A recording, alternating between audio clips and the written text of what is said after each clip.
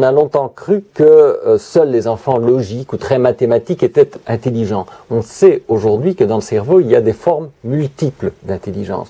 Un enfant peut être intelligent par le spatial, un autre par la musique, un autre à travers des émotions très fines, donc ça vous fait intelligence logico-mathématique, visio-spatiale, musicale, émotionnelle.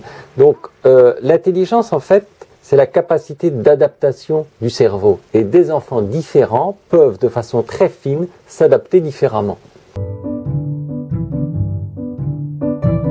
Ce n'est pas facile, hein. Donc ce qu'il faut faire aujourd'hui avec les parents, les professeurs des écoles, c'est penser des pédagogies qui essayent d'utiliser une forme d'intelligence, par exemple très spatiale, pour créer une passerelle dans le cerveau vers l'intelligence logique et mathématique. Ce que la science et l'imagerie cérébrale a apporté, c'est qu'on sait aujourd'hui que c'est possible. Parce que la région des mathématiques, par exemple, dans le cerveau, est le cortex pariétal qui lui-même sous-tend notre capacité de raisonnement spatial.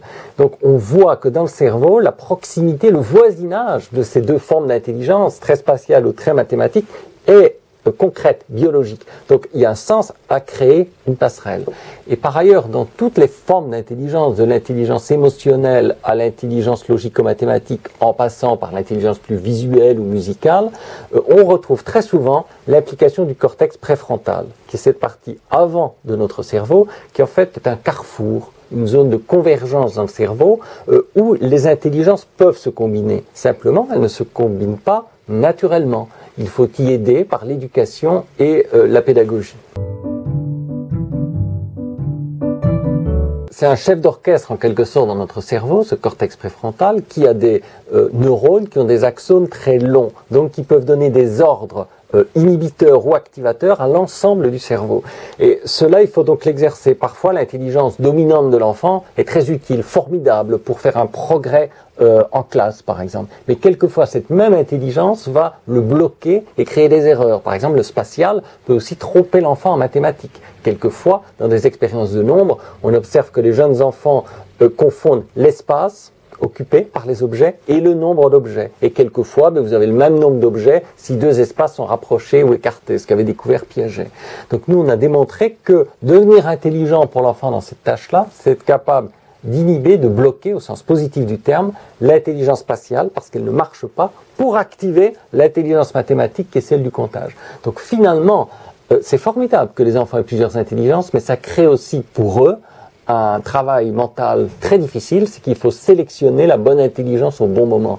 Les parents et les éducateurs doivent apprendre à l'enfant à faire cela. Pas dire il est intelligent ou pas intelligent, identifier le talent qu'il a, la forme d'intelligence, lui faire découvrir toutes les situations où ça fonctionne, y compris faire des passerelles ou des transferts entre des domaines d'intelligence différents, et en même temps qu'il apprenne quelquefois à bloquer son intelligence dominante parce qu'elle le trompe. Alors, dès l'instant on considère qu'il y a plusieurs formes d'intelligence chez les enfants, le repérage est extrêmement important. Et tous les parents, les éducateurs ont à un moment donné remarqué que là, étonnamment, leur enfant faisait une prouesse. Ça peut être sur une tablette tactile, par exemple. Le parent qui remarque que sur l'écran, l'enfant a fait quelque chose d'incroyablement rapide ou était sensible à une mélodie musicale. Et donc, partir de ces instants qu'on pourrait dire privilégiés, où on voit que le cerveau prend plaisir à apprendre, à découvrir quelque chose, et utiliser ce moment d'apprentissage dans un talent particulier pour le transférer à ce qui est moins naturel.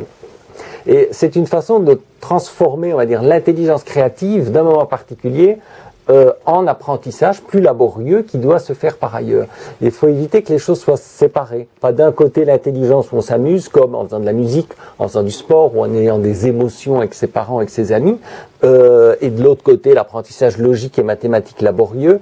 Il faut essayer de rassembler ces intelligences. Et ça peut parfois se faire de façon anecdotique, mais il faut le faire de façon systématique en pédagogie. L'intelligence privilégiée par l'école reste l'intelligence logique et mathématique. C'est ce qui permet de réussir les concours, d'accéder aux grandes écoles.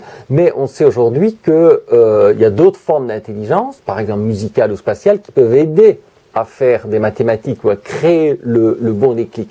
Donc il ne faut plus raisonner en tout ou rien bon ou mauvais en maths et en logique, il faut utiliser les passerelles qui y mènent.